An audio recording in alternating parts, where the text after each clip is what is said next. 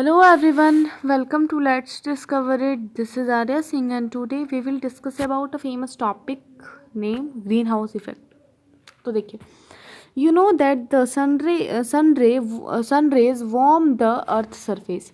हम ये सारी चीज़ें जानते हैं कि सन की रे जब अर्थ पे पड़ती है तो वो सन एक तरह से सन की रेज जो होती है अर्थ के सरफेस को वार्म कर देती है, एक तरह से वार्म कर देती है, बहुत ही ज़्यादा गर्म कर देती है. A part of the radiation that falls on the earth is absorbed by it and a part is reflected back into surface.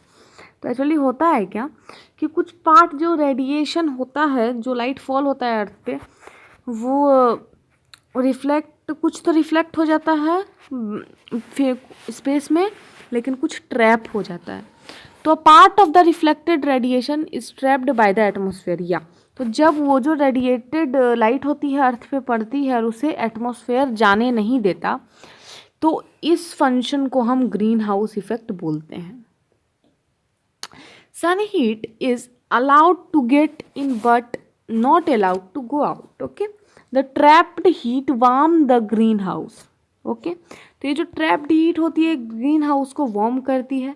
The trapping of radiation by the earth atmosphere is similar, that why is called greenhouse effect. Yes, without this process life would not have been possible on the earth, but now it threatens life.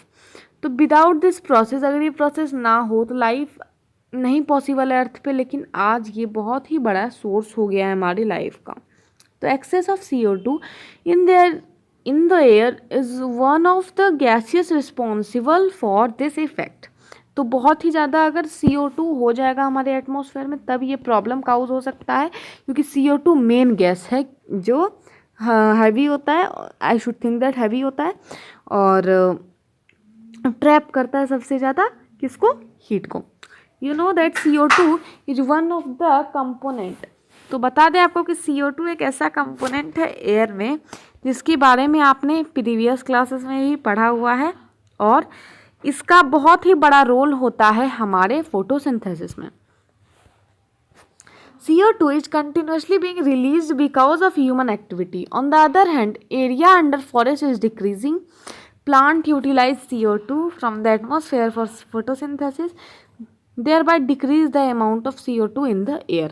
तो actually होता है क्या कि हम बहुत ही ज़्यादा जो plant utilise करता है CO2 एटमॉस्फेयर से फोटोसिंथेसिस के लिए, इसलिए अमाउंट ऑफ CO2 एयर में डिक्रीज हो जाता है.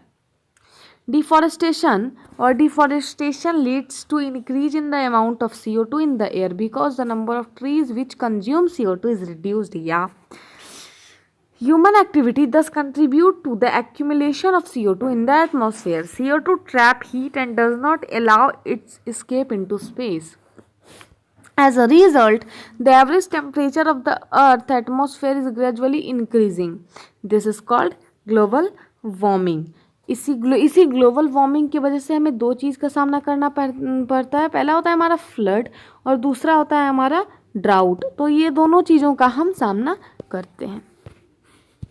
चलिए, एक सीरियस थ्रेट है ग्लोबल वार्मिंग पे, इसे हम अगले वीडियो में देखते हैं. ये वीडियो पसंद आया हो तो लाइक करिए, शेयर करिए अपने फ्रेंड के साथ और चैनल को भी सब्सक्राइब करिए. From this side Arya Singh, thank you.